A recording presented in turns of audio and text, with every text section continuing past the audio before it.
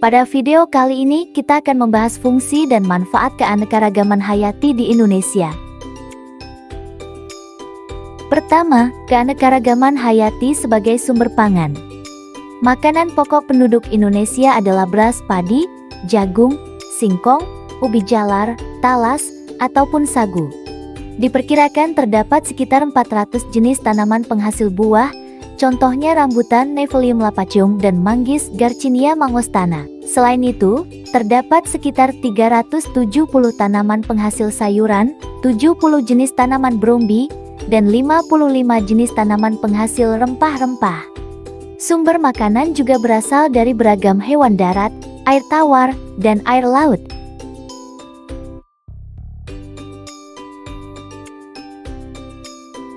Kedua, keanekaragaman hayati sebagai sumber obat-obatan. Beberapa tanaman obat yang berasal dari Indonesia yaitu sebagai berikut. Buah merah Pandanus conodius dimanfaatkan sebagai obat kanker tumor, kolesterol tinggi, dan diabetes. Mengkudu atau Passimorinda citrifolia untuk menurunkan tekanan darah tinggi. Kina Cinchona calisaya, Cinchona officinalis, kulitnya digunakan untuk obat malaria. Selain tumbuh-tumbuhan, beberapa jenis hewan juga dapat dimanfaatkan sebagai obat-obatan. Contohnya, madu lebah untuk meningkatkan daya tahan tubuh.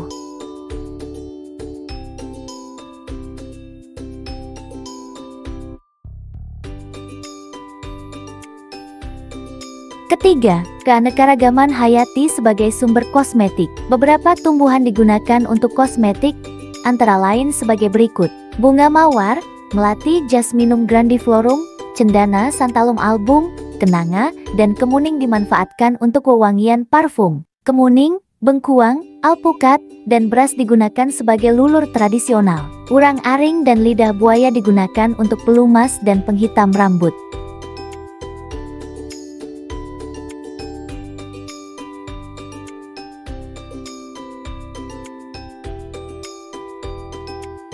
Keempat, keanekaragaman hayati sebagai sumber sandang. Beberapa tanaman digunakan untuk bahan sandang atau pakaian, yaitu sebagai berikut. Rami Buhmeria nivea, Kapas Gossypium arboreum, Sisal Agave sisalana, kenaf, dan jute dimanfaatkan seratnya untuk dipintal menjadi kain atau bahan pakaian. Tanaman labu air dimanfaatkan oleh suku Deni di Lembah Baliem, Papua sebagai bahan untuk membuat koteka horim laki-laki. Sementara itu, untuk membuat pakaian wanita, digunakan tumbuhan wen dan kem. Beberapa hewan juga dapat dimanfaatkan untuk membuat pakaian, yaitu sebagai berikut. Ulat sutra untuk membuat kain sutra yang memiliki nilai ekonomi sangat tinggi. Kulit beberapa jenis hewan, seperti sapi dan kambing untuk membuat jaket dan sepatu. Bulu burung dapat digunakan untuk membuat aksesori pakaian.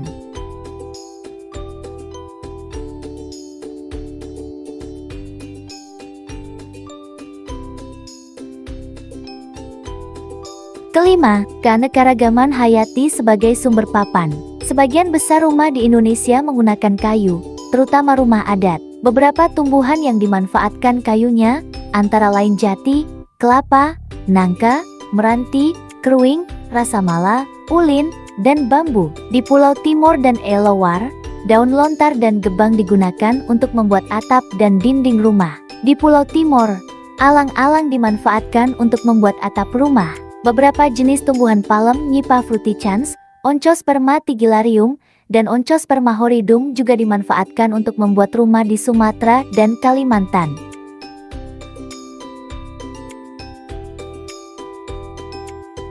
Keenam, keanekaragaman hayati sebagai aspek budaya. Budaya nyekar pada masyarakat Jawa menggunakan bunga mawar, kenanga, kantil, dan melati. Upacara kematian di Toraja menggunakan berbagai jenis tumbuhan misalnya limau, daun kelapa, pisang, dan rempah-rempah. Upacara ngaben di Bali menggunakan 39 jenis tumbuhan yang mengandung minyak atsiri yang berbau harum. Tebu hitam dan kelapa gading juga digunakan untuk menghanyutkan abu jenazah ke sungai. Umat Islam menggunakan hewan ternak pada hari raya kurban. Umat Nasrani menggunakan pohon cemara saat perayaan Natal.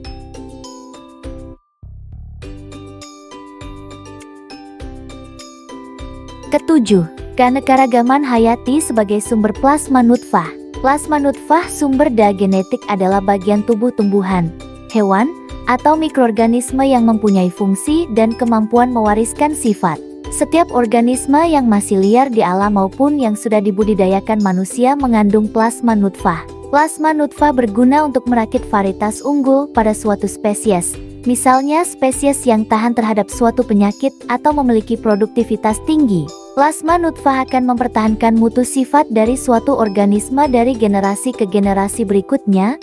Misalnya, padi rojo lele akan mewariskan sifat pulen dan rasa enak serta ubi jalar cilembu dan buah duku Palembang akan mewariskan sifat rasa manis. Keanekaragaman plasma nutfah dapat tetap terjaga melalui pelestarian semua jenis organisme.